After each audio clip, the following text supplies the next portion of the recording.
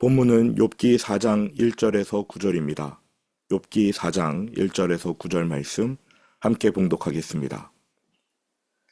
대만 사람 엘리바스가 대답하여 이르되 누가 내게 말하면 내가 실증을 내겠느냐?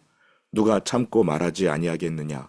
보라, 전에 내가 여러 사람을 훈계하였고 손이 늘어진 자를 강하게 하였고 넘어지는 자를 말로 붙들어 주었고 무릎이 약한 자를 강하게 하였거늘 이제 이 일이 내게 이름에 내가 힘들어하고 이 일이 내게 닥침에 내가 놀라는구나. 내 경외함이 내 자랑이 아니냐? 내 소망이 내 온전한 길이 아니냐? 생각하여 보라. 죄 없이 망한 자가 누구인가? 정직한 자의 끊어짐이 어디 있는가? 내가 보건대 악을 밭 갈고 독을 뿌리는 자는 그대로 거두나니 다 하나님의 입기운에 멸망하고 그의 콧김에 사라지느니라. 아멘.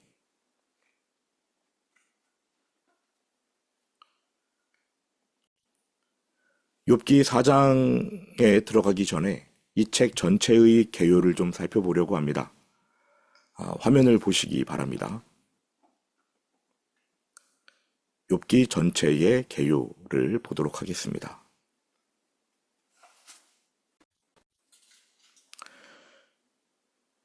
욥기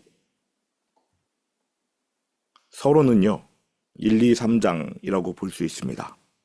하늘에서의 회의가 있고 그 회의의 결과 하나님이 욥에게 고난을 허락하시지요. 고난당한 욥이 자신의 슬픈 이야기를 꺼냅니다. 친구들이 와줬을 때 3장이 바로 욥의 애가이고요. 그리고 본론은 총 3차례의 대화로 구성됩니다. 친구 3명과 욥이 각각 대화를 합니다. 첫 번째 대화는 4장부터 14장입니다.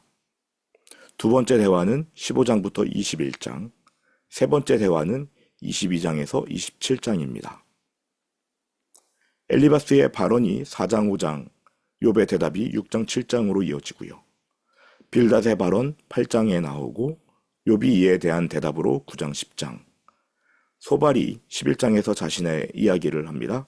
욥이 12장부터 14장에 걸쳐 자기의 대답을 합니다. 두 번째 대화도 마찬가지로 엘리바스, 빌닷, 소발의 주장에 대해서 욥이 각각 대응하는 그러한 내용으로 구성되어 있고요. 세 번째 대화는 엘리바스와 빌닷 이 두 사람만 이야기하고 욥이 대답하는 것으로, 그 다음 친구들에게 전하는 욥의 마지막 말이 27장에 나옵니다. 28장부터 31장까지는 욥이 독백으로 말하는 내용이고요. 그리고 친구는 아닌데 어린 사람 엘리후가 욥과 엘리바스, 빌닷, 소발 모두를 책망하는 내용이 32장에서 37장에 나옵니다. 그 후에 하나님이 나타나셔서 하나님께서 말씀하십니다. 38장에서 41장에 이어지고요. 그리고 욥이 하나님께 대답하는 내용이 42장 1절에서 6절, 결론은 42장 7절에서 17절까지입니다. 핵심은 바로 친구들과의 대화 3차례입니다.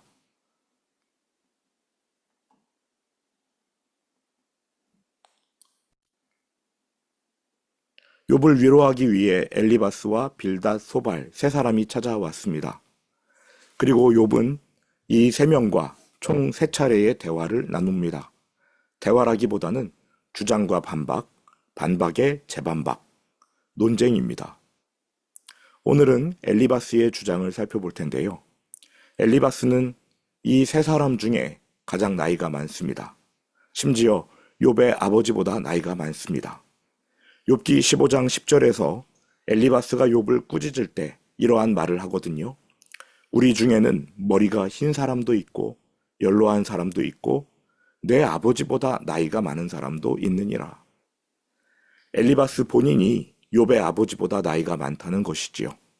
그러니까 엘리바스가 하는 말을 들을 때는 아버지가 아들뻘 되는 사람에게 말한다, 이렇게 생각하시면 됩니다. 그리고 이 엘리바스는 철학자 또는 신학자처럼 보입니다. 나머지 두 사람 빌닷과 소발은요, 엘리바스의 주장을 그대로 이어받습니다. 단지 그의 주장에 자신의 생각, 욥을 향한 불만, 비난, 덧붙이는 정도입니다. 그러니까 엘리바스의 주장이 가장 중요합니다. 내용도 가장 길고요. 첫 번째 대화에서 엘리바스의 주장은 4장, 5장, 2장에 걸쳐 나옵니다. 오늘은 4장 1절부터 9절까지만 보겠습니다. 1, 2절입니다. 대만 사람 엘리바스가 대답하여 이르되 누가 내게 말하면 내가 실증을 내겠느냐. 욥아, 지금 너에게 말하면 너는 분명 실증을 낼 것 같다. 이러한 뜻입니다. 엘리바스는 지금 욥의 마음이 논쟁할 만한 상태가 아니라는 것을 압니다. 그러면 말을 안 거는 게 좋지 않겠습니까? 침묵하면서 옆에 있어주는 게 더 좋아요. 그런데 엘리바스가 기어이 입을 엽니다. 나이가 많아서 그런지 조급증이 도졌나 봐요. 누가 참고 말하지 아니하겠느냐. 참으려고 해봤는데 욥의 말을 듣고 도저히 못 참겠어서 엘리바스가 입을 연다. 이러한 뜻입니다.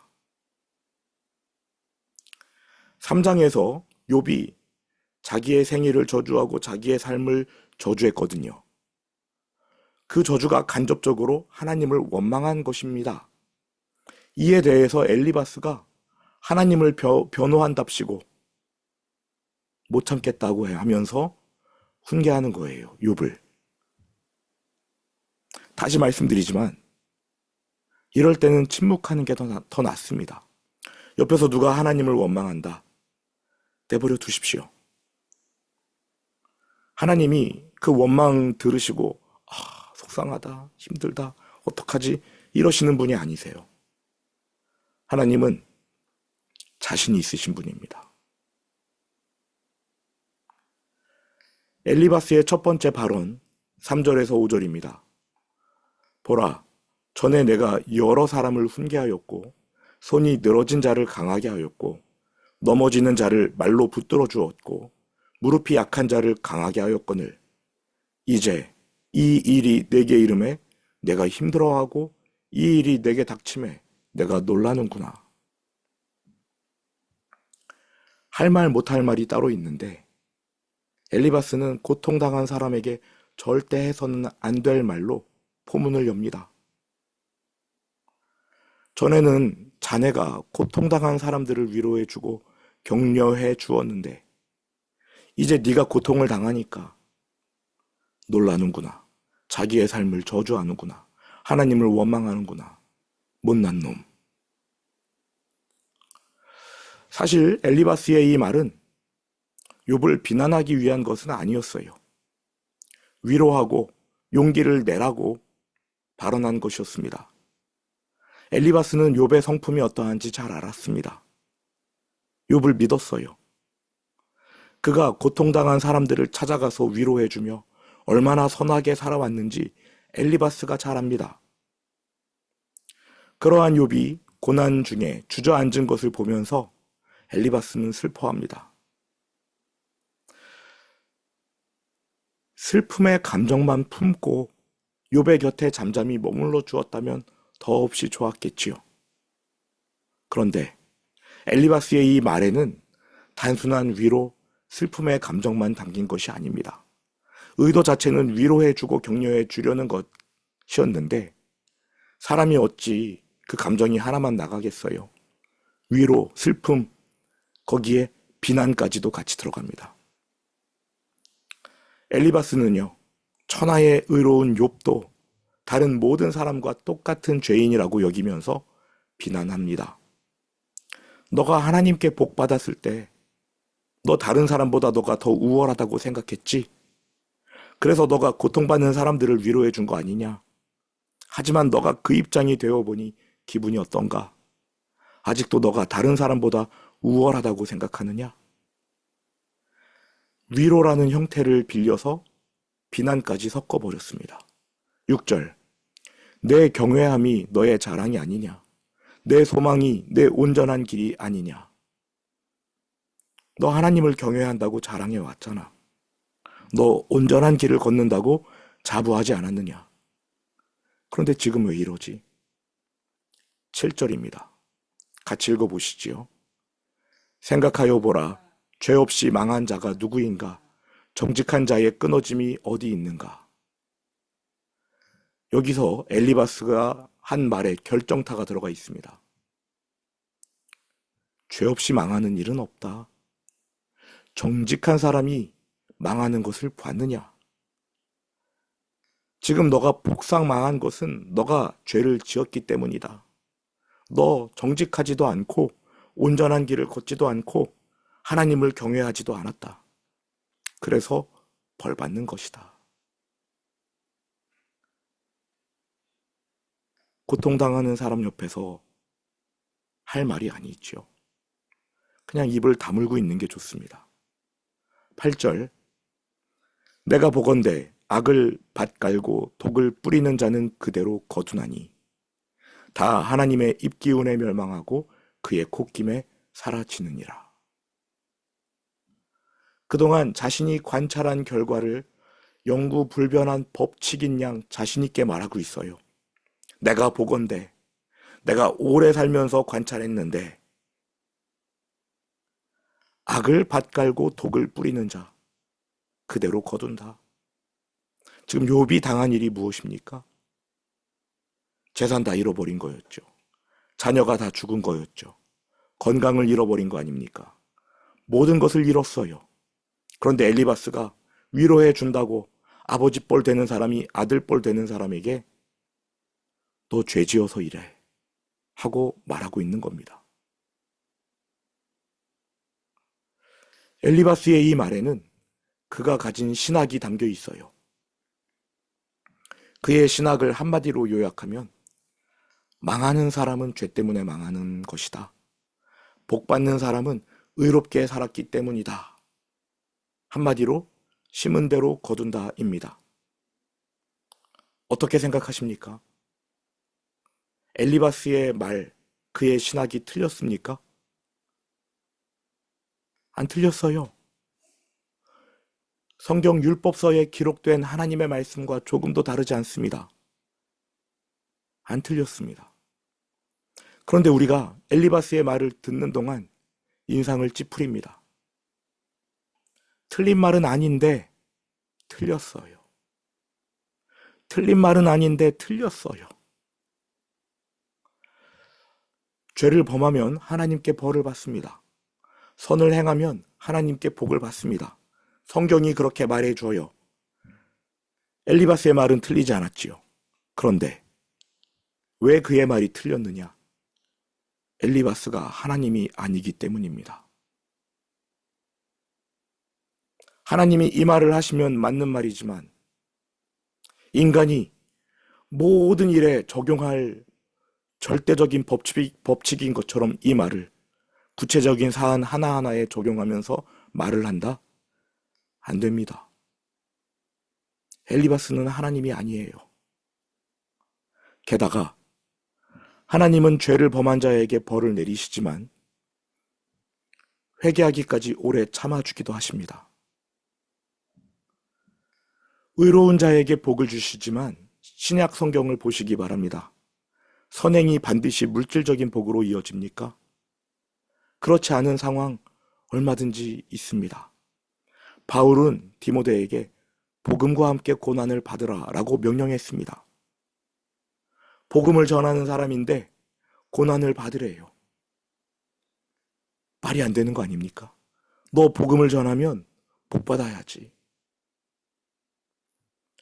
성도님들 중에 내 형편이 별로 안 좋으니까 복음을 전하는 게 득이 안 돼. 하나님 영광을 가리는 거야. 이렇게 말하시는 분들도 있어요. 얼마나 하나님 앞에 교만한 말인지 모릅니다. 우리가 하나님이 아니잖아요. 죄를 범하면 하나님께 벌 받는다. 하나님이 그 말씀하시면 맞는 말입니다. 선을 행하면 하나님께 복을 받는다. 하나님이 그 말씀을 하시면 맞는 말입니다. 성경에 기록된 말씀을 우리가 그냥 받으면 맞는 말이에요. 그런데 우리가 하나님의 자리에 올라서 그 말씀을 사람들에게 일일이 적용한다? 틀렸습니다. 내가 가난하면 나 하나님께 복 받지 못했으니까 복음을 전할 자격이 없어. 틀렸습니다. 교만해서 그렇습니다. 복음을 전했던 사도들이 어떻게 죽었습니까? 비참하게 순교했어요. 제명에 죽은 사람은 요한 한 명뿐입니다.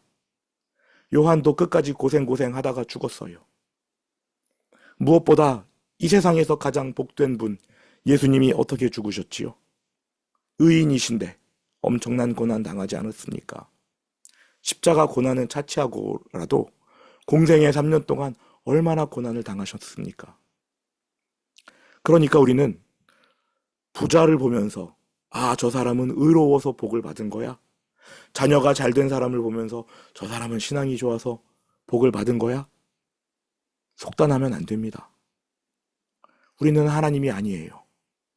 또 신앙생활은 열심히 하는데 고통당하는 사람을 보면서 저 사람은 죄를 많이 지었기 때문에 고통을 당하는 거야. 이렇게 결론 내려서도 안 됩니다. 우리는 하나님이 아니에요. 하나님께서 율법을 통해 축복과 저주를 언급하신 것은 우리로 하여금 순종하라고 독려하는 차원에서 그렇게 말씀하신 것이지, 우리더러 내 주변에 부자된 사람이 있나 없나 찾아보고 저 사람은 의로워, 망한 사람이 있나 없나 찾아보고 저 사람은 의롭지 못해서 망했어, 분석하라고, 부러워하라고, 비난하라고 율법을 주신 게 아닙니다. 엘리바스는 그 하나님의 이름을 거들먹거리면서 욥을 비난하고 있어요. 맞는 말이죠. 엘리바스의 발언을 살펴보면 그래서 마음이 복잡해집니다.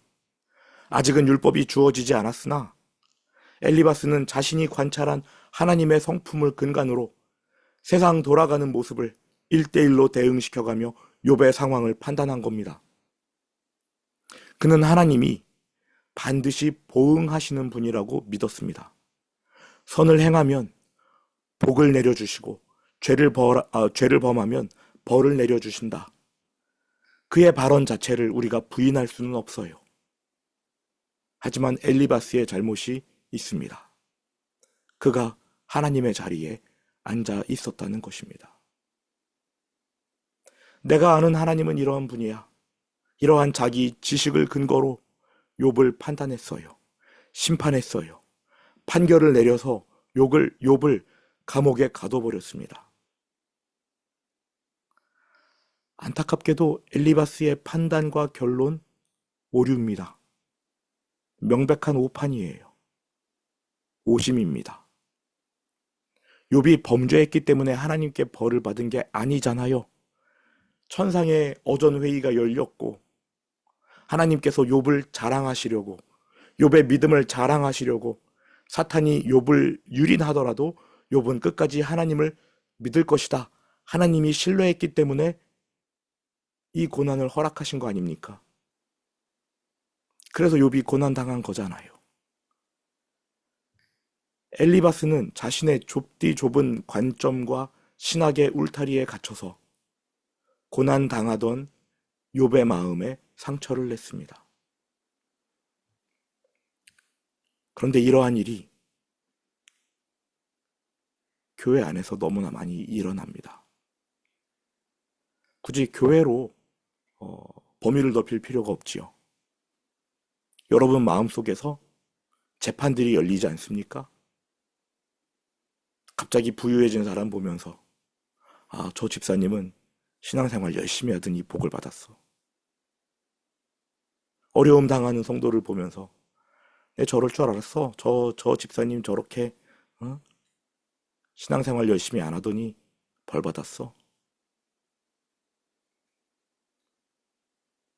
다 틀렸습니다. 다 틀렸어요.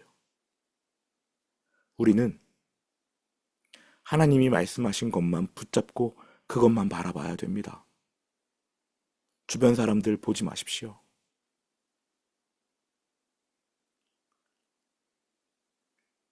베드로가 장차 어떻게 죽을 것을 말씀하셨을 때 베드로가 예수님께 묻습니다. 주님, 죄는 어떻게 됩니까? 자기는 남의 손에 이끌려서 죽고 남에게 띠띠우고 가기 싫은 곳을 가게 된다고 예수님 말씀하시는데 죄는 어떻게 되나요?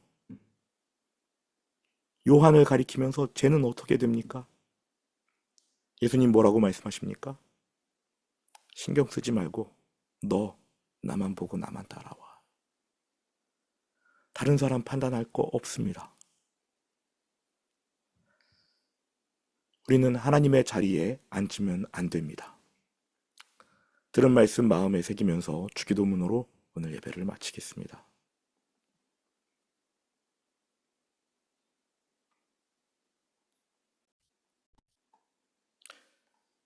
하늘에 계신 우리 아버지, 아버지의 이름을 거룩하게 하시며 아버지의 나라가 오게 하시며 아버지의 뜻이 하늘에서와 같이 땅에서도 이루어지게 하소서.